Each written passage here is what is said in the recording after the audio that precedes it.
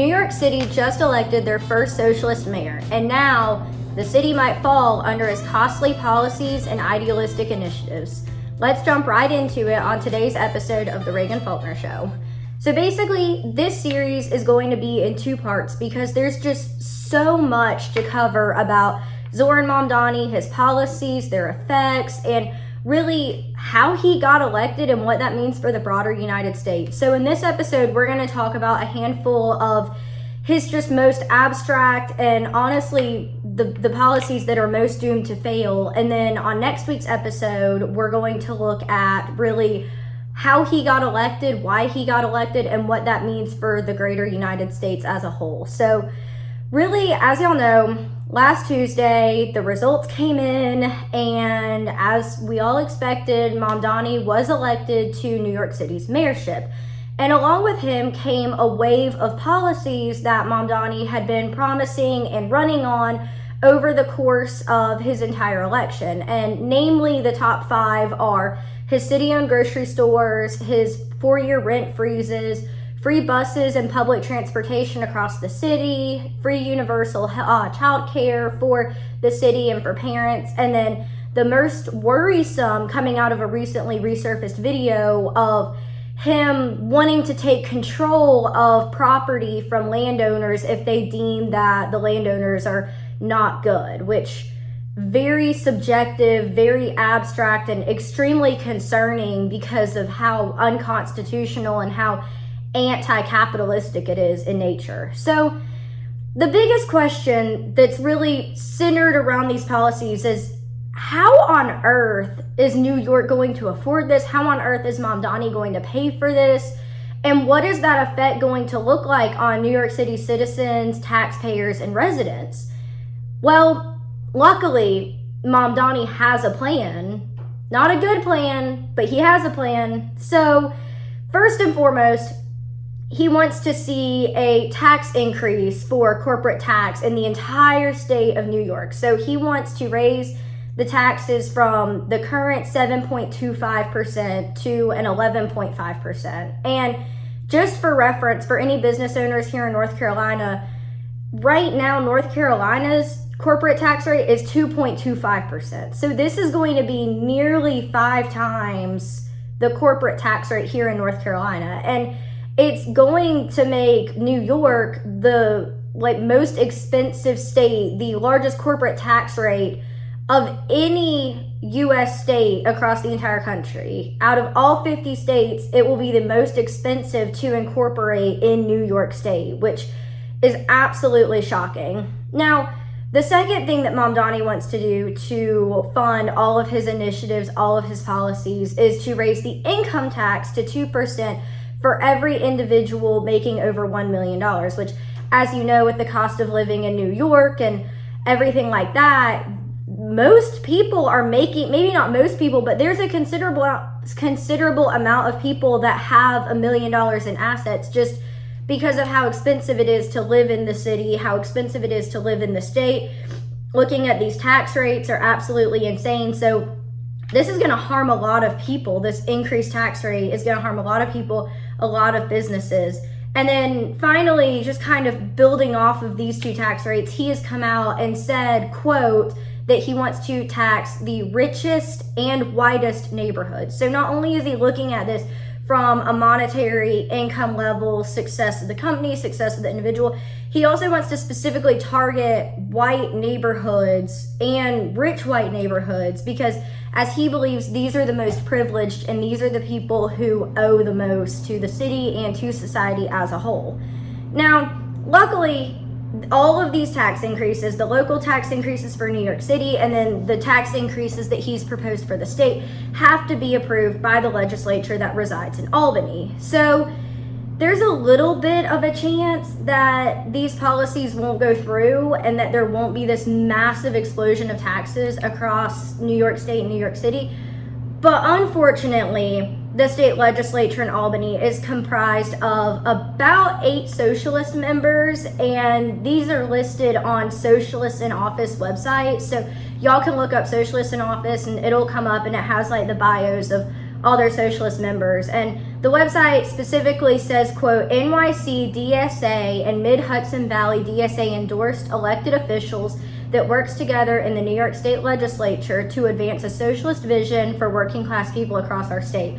So this isn't just a website that everyday Americans have put together and been like, oh, I think that person might be socialist, or oh, I saw them like at this DSA thing, or DSA posted them or whatever. No, this website is specifically run by and managed by a group, probably the DSA, not 100% sure, but by a group that can fact check and prove that these candidates and these elected officials have actually been endorsed by the DSA, are elected, and are currently pushing forward socialist policies in New York State Legislature. So they are legitimately socialist. Mamdani was actually, he's on the website as of the time of filming because he was a member of the state legislature prior to his run for mayor.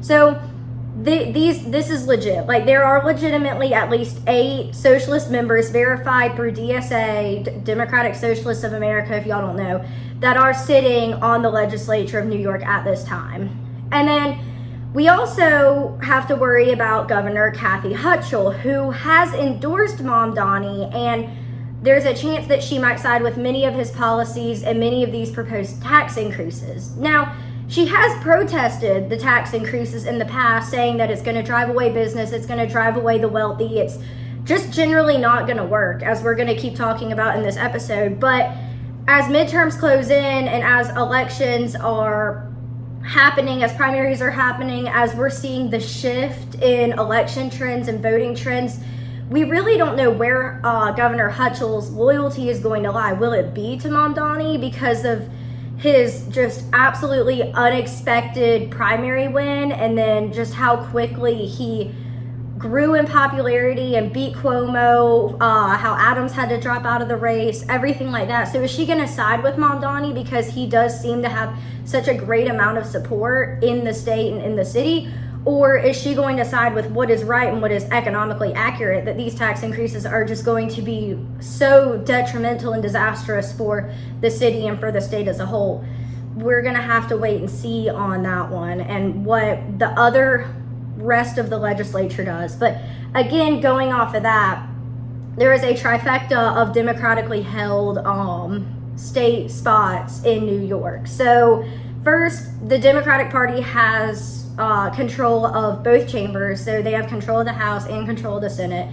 They also have control of the governorship in New York, and then they also have the office of Secretary of State and Attorney General. So they have all the state leadership that they need for Mamdani's proposed tax increases and anything else that has to be approved by the state legislature. The Democratic Party has everything that they need to allow this to happen, to approve it, and to set it forward. It's just, there are a lot more people than just the 8 socialist members and Governor Hochul. So it's really a question of what the rest of the Democratic Party is going to stand for. But if the state House and state Senate choose to vote in favor of Mamdani's policies and the governor signs it into law, New York is just, they're facing so many potential losses, y'all. I mean, it is absolutely mind-boggling what the city and what the state have at risk of losing. So first of all, obviously, the wealthy individuals that they're gonna bear the weight of these programs. This is just anybody making over $1 million, the top 1% of earners, the corporations that are very successful there. All of these groups are threatening to leave, some of which I've seen on TikTok and X and social media. They've already left. They've got backup properties in Miami. They've got backup properties in other parts of Florida, other parts of the U.S., and they're gone. They have left. They want no part of this. They said, if Mamdani wins, I'm out. So we already have a chunk of people that have left or will leave by December 31. And then you've got an entire group of people that are going to sit and wait to see if Mamdani is able to implement these policies and implement these initiatives. And if he is, most likely they're going to leave as well. So that's the first major group, is the wealthy, the top 1% of people that live in New York and New York City. Now, second, we've got the businesses whose taxes will be funding these programs. And this is going to consequently just absolutely destroy jobs in New York, destroy entire industries, just all of it. Innovation. Nobody's going to move to New York if they think they're going to have an 11.5% tax increase for incorporating there. I mean, they're going to lose so much. Not even the city. I mean, we like to think like, oh, okay, the New Yorkers made their bed. They voted in Mamdani. They're going to kind of reap what they sow. But this is going to be catastrophic for the entire state. And then we're going to see, as these people move and as these companies incorporate in other areas, we're going to see an increase in property taxes in other areas. We're going to see a rise in costs because supply and demand. So this really does have a national effect, potentially national effect, if these policies are implemented, if the state legislature decides to side with Mamdani and move forward with his policies and with approving these tax increases. But let's get into a little bit of, I'm saying like, oh, these policies are terrible, they're going to be catastrophic, but why? Why am I saying this? Why are they going to be catastrophic? Really, why are these people going to move? What are the effects for New York? Because in a utopia, these policies are great. I mean, in a utopia where people are objectively good, they're not going to take advantage of the system, there's enough money to go around, policies are great. But in a broken world like where we live, these policies are just, they're terrible. They really are. So first, the city-owned grocery stores. He wants to put one city-owned grocery store in every borough in New York. There are 5 boroughs, so ultimately he's vying for 5 city-owned grocery stores. And the cost on this is mind-boggling. $60 million for 5 grocery stores. $60 million. And in order to facilitate this program, y'all have to think about it. They would have to create an entirely new supply chain and an entirely new model for a non-corporate grocery establishment, which, first of all, the government isn't exactly great at doing things government run anyway. I mean, look at the DMV here in our state and arguably DMVs across the country. Look at the IRS. Like, the government isn't really good at running things. So why are we going to put them in charge? Why are New Yorkers, I should say, going to put them in charge of their food supply? I mean, that is insane. But yes, they will have to create an entirely new supply chain in order to facilitate these lower than market costs. And a good alternative to this, without making it government run, is places like Walmart. Now, if you don't know, Walmart has actually been barred from being in New York City. They are not allowed to be in the city. They are not allowed to run there, operate there, none of it. But if the city would allow Walmart to come in, instead of doing these city-run grocery stores, Walmart is famous for their success in the supply chain, in creating low prices and creating consumer value. It would be better to just let them in because they already have Sam's Club, they already have Costco, they already have these other big box stores. Just let Walmart come in and do what Mamdani wants to do, but on a private level, on a capitalistic level. So there's one issue with the grocery stores. The second one is they're risking putting local bodegas, or if you don't know what that is, like local markets, privately owned little stores with knickknacks and snacks and drinks. They're risking putting these out of business because these little markets can't compete with a free or at least lower than market cost grocery retailer. So there's a whole nother issue, a whole nother sect of jobs lost, a whole nother sect of income tax and corporate income or corporate tax that the city's losing if these grocery stores are putting out local markets that are owned by citizens of New York. And then if these citizens can't continue affording to stay there, they're going to have to move. They're going to have to go somewhere else. And the situation is just going to exponentially get worse. Now, rent freezes are his next big one, which we don't have enough time to even hit the tip of how bad rent freezes are. But just a little, get the 911, not the 411 on it. Basically, it's going to disrupt the economy and artificially inflate the prices of non-frozen units, non-frozen apartment units. So typically a rent freeze or the people who get the rent frozen apartments, it's not determined on need or on wealth status. It's determined on who the leaseor wants to lease to. And generally speaking, renters with higher incomes are actually chosen, which is counterintuitive to the entire purpose of rent freezes. But typically, the ones with the higher incomes are chosen because they're less risky for the landlords. They don't believe that these people are going to default. They believe that they're going to be consistent, to pay on time, all of that. So the people that the rent freezes are for are not even getting what's needed. It's not meeting the purpose of this. So that's one issue. It undermines the entire purpose of what Mamdani is hoping to do. So unless he also gets statutes and laws changed, then it's going to be relatively useless. And then also in New York City, current laws actually allow stabilized apartments to be passed down from generation to generation. So there are some units where somebody's great-great-grandparents might have owned it, or I guess not owned it because it's an apartment, but rented it back in the 1940s, 1950s. And because of laws that are on the books in New York, this has just been passed down from generation to generation to generation. And because they're rent stabilized, I mean, these apartments might be $900, $1,000, $1,100 a month, extremely cheap. And they're nice. I mean, there's some in Upper Manhattan, I believe. I mean, these are nice units that people are paying like pennies on the dime for compared to how much it costs to live in New York City. So maintaining the current status quo, maintaining these laws is also not going to help, because it's creating, for lack of better words, an artificial aristocracy for people who are renting them and have been renting them for generations within the city's most lucky elites, the people who were privileged enough to have grandparents who were paying dirt cheap rent, and then this law was passed and they just got grandfathered into the apartment. And I mean, getting rid of it and leaving would be like throwing away the winning Powerball ticket. I mean, you're just not going to do that. It's an amazing opportunity for your kids and your grandkids.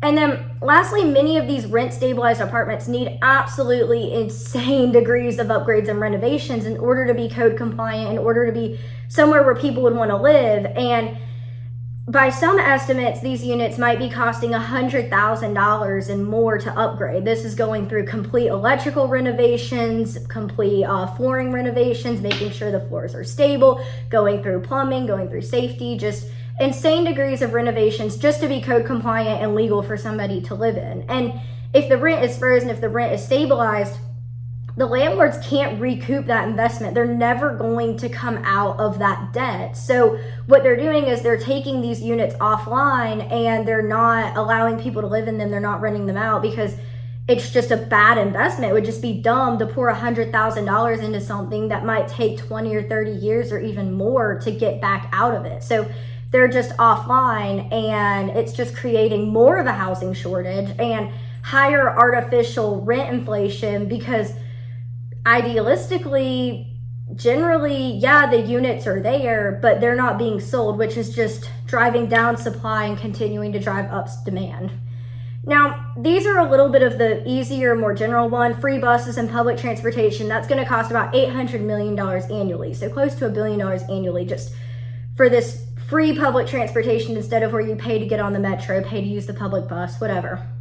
Taxpayers with incomes of over $1 million, the people who will be funding this, they have no use for it. They have a car, they can take Uber, they can take a cab, they can do whatever. They have absolutely no use for this, which means that they have absolutely no desire to stay in the city and fund it. Like, nobody would want to do that. Unless you're going to benefit from something, generally speaking, you have no interest in paying for it. I know personally I wouldn't. You can call me a bad person for that, but I mean, if you're not going to use what you're paying for, then there's no incentive to pay for it. Now, if you're going to gain from the taxes that you pay, the way that we gain from some of our programs, the way that we gain from infrastructure and things like that, that's great. But just random free buses going around, they're not going to want to pay for that.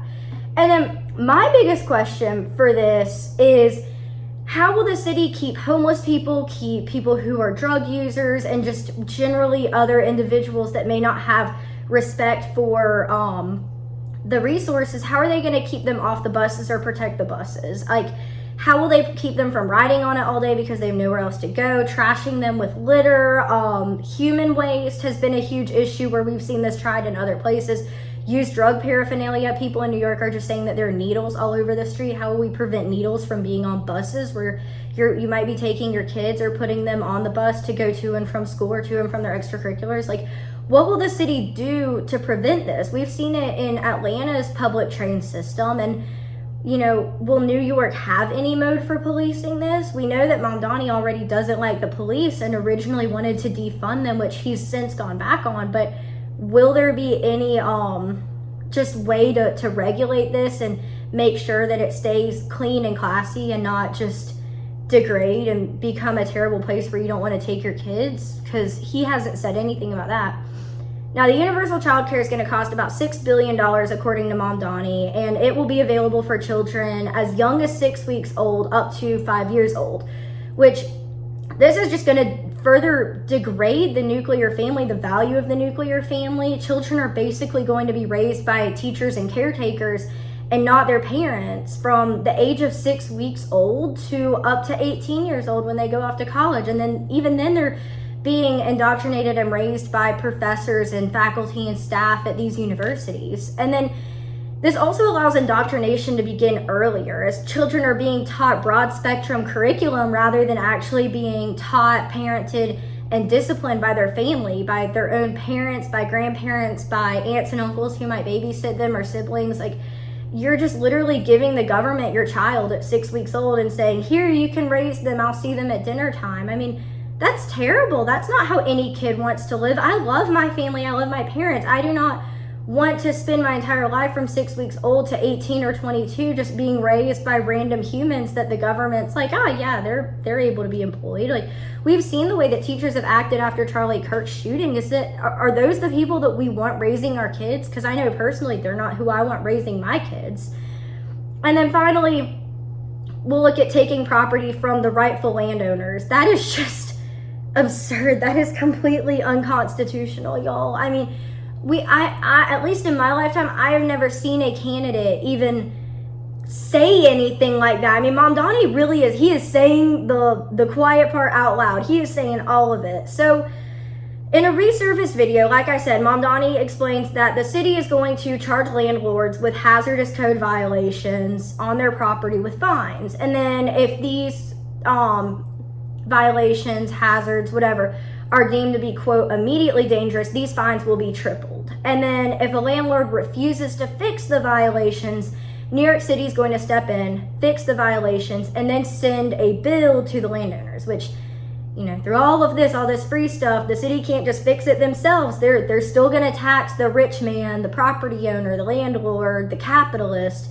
And Mamdani says that if that still doesn't work, this is a direct quote, if that doesn't work, the city is taking over the building. We're putting the worst landlords out of business. He is trying to step in and usurp the means of production, specifically in property and income, or not income, specifically in property and leasing and landlords. He wants the city to be in charge of that. This is just the first step. He wants the city to be in charge of that because he believes it'll be more efficient. He also wants the public to own pieces of property, kind of, I guess, like pre-feudalism. He wants there to be like public cohorts of land where the government subsidizes housing, but that's further down the road. But I mean, taking somebody's property is absolutely insane.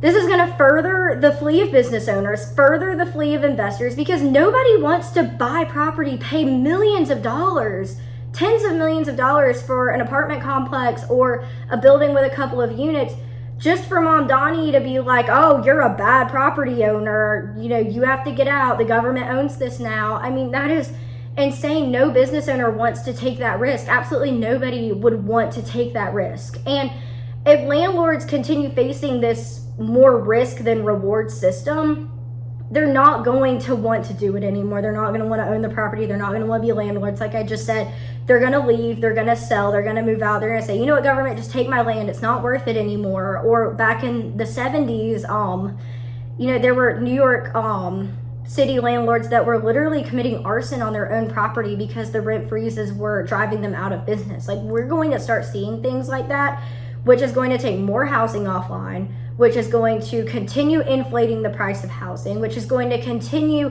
the housing shortage in New York. It's just going to be absolutely terrible. And now let's look at cumulatively. This is not counting the childcare. This is not counting the buses. This is not counting the grocery store. Specifically, what Mamdani wants to do for housing, which he wants to do a lot more than what we had time to get into today.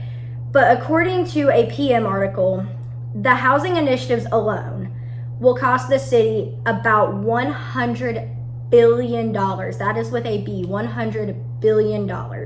And if I recall correctly, you can fact check me on this, I could be wrong, but I believe that the city's budget is $70 billion a year. And this is just for housing, not for anything else, not for police, not for anything.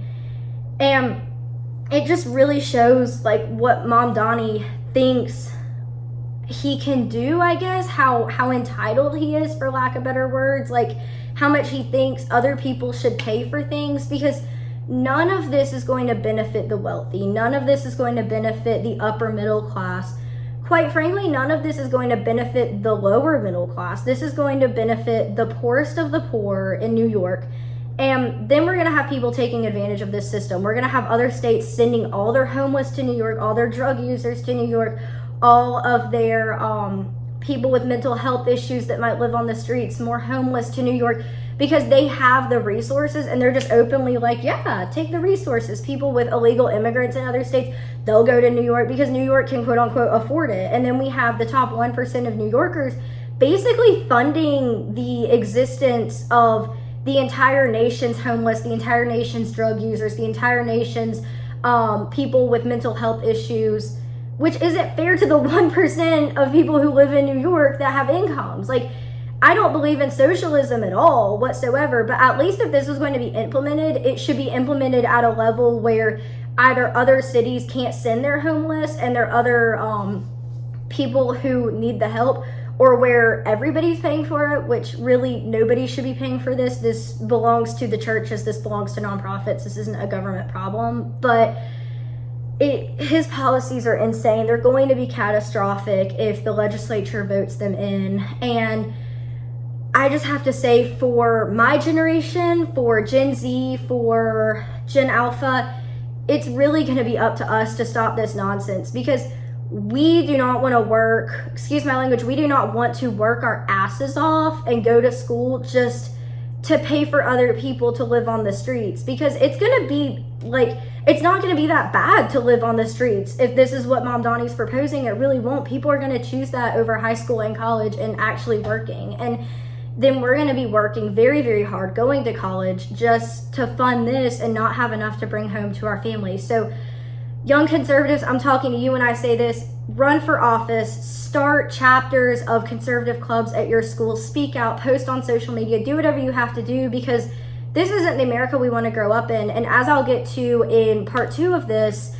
it's only going to grow. This could potentially be the future of the left. This could potentially be future policies in the making at a national level. And as a nation, we don't want to see that. We don't want it to come to that. We want to stand for Reagan conservatism, stand for the policies and the ideas that founded America, that have been the foundation of America. We do not want to see this radical liberalization of our policies, of our nation, and of our cities. Thank you so much for joining me on today's episode of the Reagan Faulkner Show. If you enjoyed today's content, remember to like, subscribe, follow, and share. I cannot wait to jump into part 2. It's going to be really interesting to look at kind of what this past election means for midterms, what it means for our country as a whole, and to just analyze Mamdani's policies a little bit more and what his election really means for the future of our country and for our young voters. Remember, if you want more content, follow us on Instagram, TikTok, and Facebook at the Reagan Faulkner Show and the Wilmington Standard. And check us out online at reaganfaulkner.com and the wilmingtonstandard.com. Can't wait to see y'all soon.